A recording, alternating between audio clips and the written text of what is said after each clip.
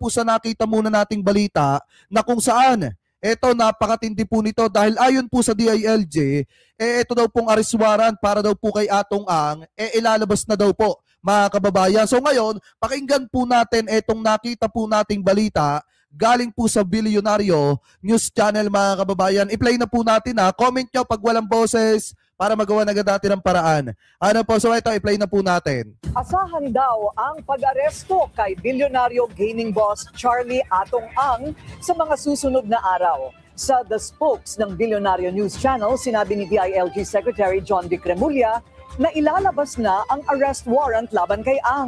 Kamakailan lang ay nakita... Kasi di ba mga kababayan, parang nung panahon pa ni Duterte, yung usapin ng mga nawawalang sabungero na yan, pero hindi po nila na-aksyonan yan. Wala po silang nagawa dyan. Yung gobyerno ni Digong noong mga panahon na hinahanap po yung mga nawawalang sabungero, mga kababayan, wala po silang ginawang aksyon dyan. Buti na nga lang mga kababayan, naandi dito ang gobyerno ni PBBM. At ngayon, yung mga isyo na hindi po natrabaho ni Duterte dati, gobyerno na po ni Presidente mga kababayan ang gumagawa ng paraan para mapapanagot lahat ng mga sangkot dyan po sa isa pong napakatinding usapin na yan. Anyway, tuloy pa natin. Ng DOJ ng prima facie evidence para kasuhan si Ang ng kidnapping with homicide at serious illegal detention. Siyang itinuturong mastermind sa missing Sabungeros case. It's gonna be a busy 10 days. Wow. Before Christmas.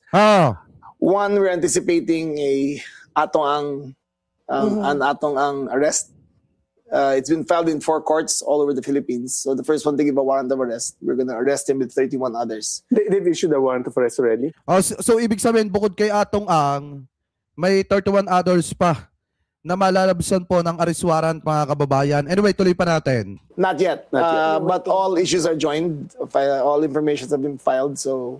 And you expect that before end of the year also? I think in the next 3 days, we're gonna get one warrant. So. Sana hindi ito katulad nung kay Ombudsman Boying Remulla na nagbigay agad ng date mga kababayan kahit walang kasiguraduhan na mangyayari yung binanggit po nila sa publiko. Kaya ang nangyari nga, umasa lang yung taong bayan, wala naman po nangyari. Ano po, hindi naman na-aresto noong December 15 at 16 yung mga sinasabi na sangkot sa maanumalyang flood control. So ngayon mga kababayan, sana itong sinasabi ni Secretary John Vic Remulla, magkatotoo na po.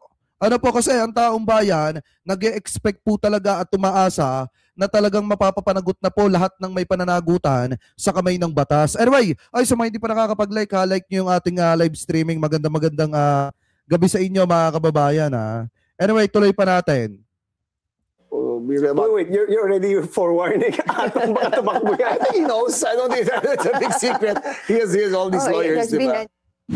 Manatiling nakatutok sa bilyon. So yan ha, kung makikita nyo, maliwanag naman po yung sinabi dito, yung arrest warrant ni Atong Ang, ilalabas na mga kababayan. After 3 days daw, o bago mag 3 days, lalabas na yung arrest warrant itong si Atong Ang at posible na ito po ay maaresto. So bukod pa po kay Atong Ang mga kababayan, kung titingnan po natin, ayon din po dito sa Bilyonaryo News Channel, wait lang, share ko lang yung para may sounds. Yan. Pak, tapos pak. Yan.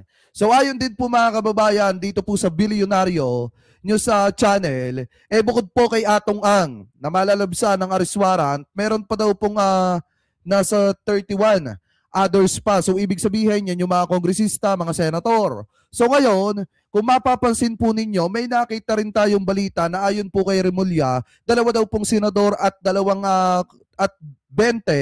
na kongresista mga kababayan ang sasalang sa prosecution ngayong paparating na Enero daw mga kababayan. So ibig sabihin, may maa-arestong 2 senador at may maa-aresto na 20 na kongresista. So ngayon, ito, i-play po natin. Anyway, shoutout po kay Ma'am Dolly Babes ha. Pakisabi po kay Tatay Marcos, kay Nanay Emma, mega love shoutout po sa inyo. Anyway mga kababayan, ito, tuloy pa natin.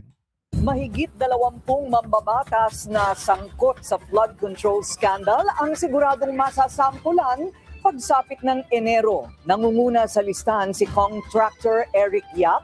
Ayon kay DILG Secretary John Vic Remulla, narito ang agenda report ni Ian Maghanoy. Dalawang dating senador at 20 kongresista ang nakatakdang humarap sa prosekusyon sa Enero kaugnay sa flood control scandal. Yan ang ibinunyag ni DILG Chief John Vic Remulla. Sa palagay niyo mga kababayan, yung mga nanonood dyan sa atin pwede niyong i-comment sa palagay ninyo sino kaya yung mga senator o sino kaya yung 2 senator na una pong maaaresto at haharap mga kababayan sa prosekusyon. Ano po ngayong darating na Enero? At sino kaya yung mga kongresista, mga kababayan, na posible ding maaresto?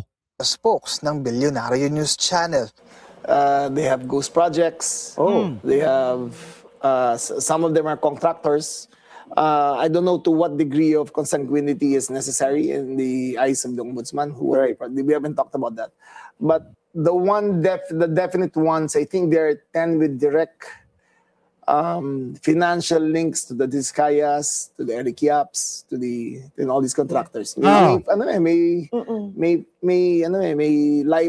financial transactions sila bank to bank.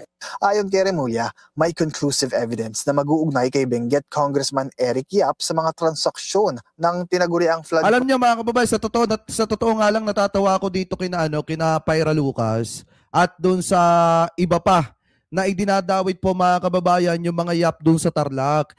Kung titingnan nyo, hindi kasi pwedeng maging kasalanan nung mga Yap doon sa Tarlac ni na Governor Susan Yap, di umano, yung pananagutan nito pong sina Eric Yap. Kasi mga kababayan, hindi naman porket magka-apelyedo po sila, sangkot na po dyan. Yung mga Yap doon sa Tarlac, maliwanag naman mga kababayan na ito pong sina Eric Yap, panahon pa po ni Digongong yan. Kung makikita nyo doon sa issue ng rock netting, di ba, iyang sina Eric Yap din, yung isa sa di umano mga kababayan, talagang may nakorap doon. So ngayon, kung titingnan nyo din mga kababayan, sa panahon ni Digong, kahit alam na nila na ito pong si Eric Yap, mga kababayan, ay nasasangkot po dyan, wala naman pong ginawa yung administrasyon ni dating Pangulong Rodrigo Duterte. Kaya nga kung makikita nyo, sa panahon lang ni PBBM talaga, nabibigyan ng hustisya yung ginawa ng mga yan sa kaban po ng bayan. Anyway, tuloy pa natin.